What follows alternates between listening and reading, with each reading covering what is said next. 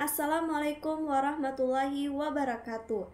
Alhamdulillahirabbil alamin. Wassalatu wassalamu ala asrofil anbiya'i wal mursalin wa ala alihi washabihi ajma'in amma ba'du. Baik, perkenalkan nama saya Irgi Indaviantari dengan nomor NIM 4114240034. Saya dari kelas C Program Studi Pendidikan Matematika Universitas Negeri Gorontalo.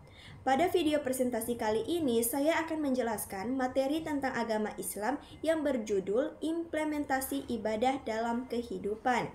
Video ini saya buat untuk memenuhi tugas mata kuliah agama Islam dengan dosen pengampu Ibu Profesor Dr. Novianti Jafri SPDI MPDI.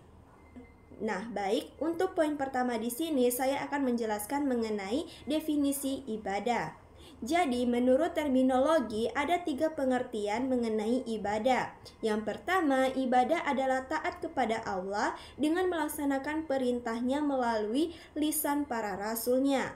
Yang kedua, ibadah adalah merendahkan diri kepada Allah Subhanahu wa Ta'ala, yaitu tingkatan tunduk yang paling tinggi, disertai dengan rasa mahabbah atau kecintaan yang paling tinggi. Yang ketiga, ibadah adalah sebutan yang mencakup seluruh apa yang dicintai dan diridai oleh Allah Subhanahu wa Ta'ala, baik berupa ucapan atau perbuatan yang lahir maupun batin. Nah, sedangkan menurut etimologi, ibadah berarti merendahkan diri serta tunduk. Selanjutnya, klasifikasi ibadah. Ibadah dalam Islam terbagi menjadi 2 jenis. Yang pertama, ibadah mahdah, yaitu penghambaan yang murni, hanya merupakan hubungan antara hamba dengan Allah secara langsung. Yang kedua, ibadah gairu mahdah, yaitu ibadah yang di samping sebagai hubungan hamba dengan Allah juga merupakan hubungan atau interaksi antara hamba dengan makhluk lainnya. Nah, adapun prinsip ibadah mahdah, yaitu pertama, keberadaannya harus berdasarkan adanya dalil perintah baik dari Al-Quran maupun As-Sunnah. Kedua, tata caranya harus berpola kepada contoh Rasul SAW. Ketiga, bersifat suprarasional atau di atas jangkauan akal. Yang keempat, azasnya taat yang dituntut dari hamba dalam melaksanakan ibadah ini adalah kepatuhan atau ketaatan. Nah, adapun juga prinsip ibadah gairu mahdah, yaitu pertama, keberadaannya didasarkan atas tidak adanya dalil yang melarang. Yang kedua, bersifat rasional. Yang ketiga, tata laksananya tidak perlu berpola kepada contoh Rasul. Dan yang keempat, azasnya ini manfaat. Nah, selanjutnya yaitu ruang lingkup ibadah. Yang pertama, seluruh kehidupan manusia adalah medan amal dan persediaan bekal bagi para mukmin sebelum mereka kembali bertemu Allah di hari pembalasan nanti. Yang kedua, Islam dalam menganggap ibadah tertentu saja sebagai amal saleh, akan tetapi meliputi segala kegiatan yang mengandung kebaikan yang diniatkan karena Allah Subhanahu wa Ta'ala.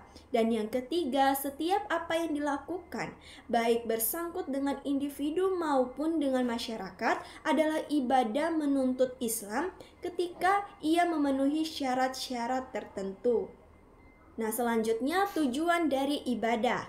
Jadi, di sini ada 2 tujuan ibadah. Yang pertama, untuk menghadapkan diri kepada Allah Subhanahu wa Ta'ala dan memfokuskan dalam setiap keadaan agar tercapai derajat yang lebih tinggi, yakni ketakwaan. Dan yang kedua, agar terciptanya suatu kemaslahatan dan menghindarkan diri dari perbuatan keji dan munkar.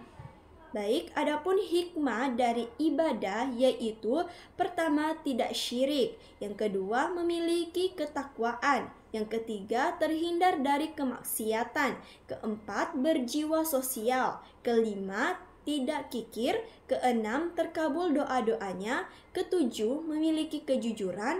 Kedelapan, berhati ikhlas. Kesembilan, memiliki kedisiplinan. 10, sehat jasmani dan rohani. Baik, itulah presentasi materi dari saya. Sebelum saya menutup video presentasi kali ini, saya dapat menyimpulkan bahwa implementasi ibadah dalam kehidupan merupakan hal yang sangat penting dan memberikan dampak positif baik secara individual maupun sosial. Ibadah bukan hanya ritual formal, tetapi juga mencakup seluruh aspek kehidupan yang dilakukan dengan niat yang tulus kepada Allah Subhanahu wa Ta'ala. Dengan mengimplementasikan nilai-nilai ibadah secara konsisten, seseorang dapat mencapai kesuksesan dunia dan akhirat.